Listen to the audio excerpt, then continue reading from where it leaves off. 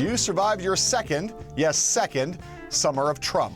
For us here at Bloomberg Politics, the last couple months on the campaign trail flew by so fast we thought we'd take a moment on the eve of this Labor Day weekend to reflect back on all the plots, subplots, and sub-subplots of the Republican nominee's summer.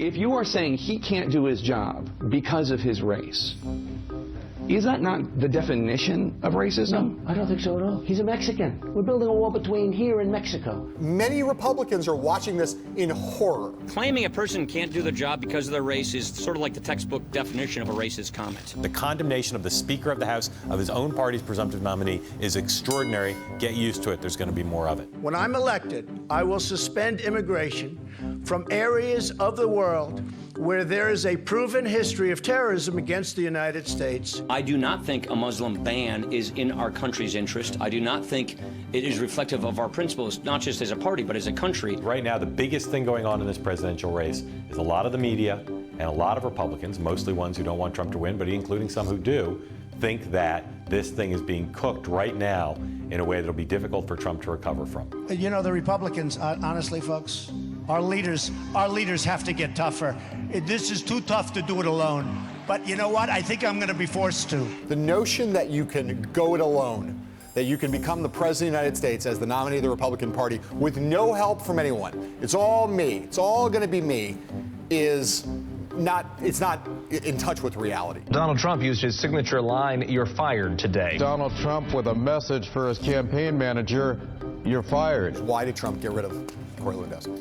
After months of tension, having two people trying to run the campaign, bickering over personnel decisions, over how Trump operates, etc., Donald Trump's children and some other advisors convinced him that this had to be done now. Hillary Clinton may be the most corrupt person ever to seek the presidency of the United States. I thought the themes Trump chose about changing Washington, about the country not being able to rely on Hillary Clinton to change things, questioning her veracity, I thought those were all very well chosen, and I think he'll keep those up. Our billionaire Republican presumptive nominee just so happened to be in the United Kingdom today. The presumptive Republican nominee reacted to the Brexit news. I really do see a parallel between what's happening in the United States and what's happening here. Saddam Hussein was a bad guy, right? But you know what he did well?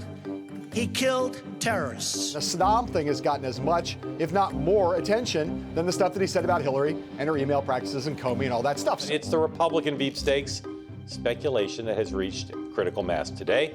There are a lot of news outlets, including CBS News, reporting Pence is the choice for Trump. He is a steady influence. He's a policy guy. He's opposite of Trump in a lot of ways, and that will reassure people. I have a great deal of respect for John McCain. Do you think he went too far?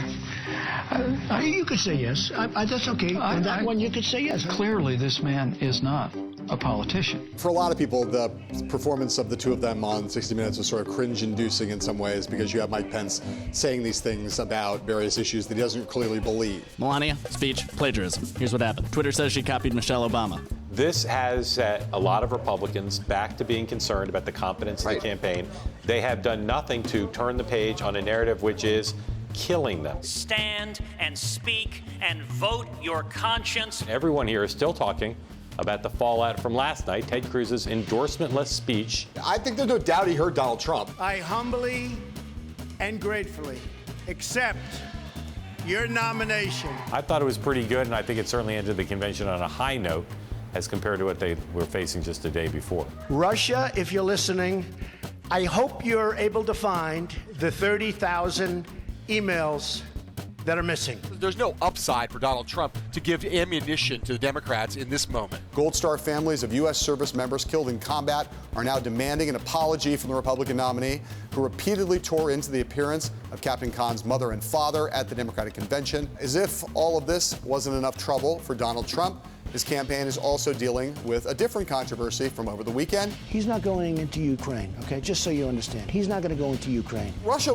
went into Ukraine 2 years ago. It was in the news. This is not a headline that you need to be a super expert to know about. The campaign is in very good shape. We are organized. We are moving forward. Make no mistake, while it could be worse, below the radar, below the scenes, there is panic in the Republican Party. We're reducing your taxes from 35% to 15%. I am going to cut regulations, massively. More than he really ever has in this campaign, and since the general election started at least, he said, here is a coherent set of ideas that Republicans and he hopes others can get on board with. If she gets to pick her judges, nothing you can do, folks.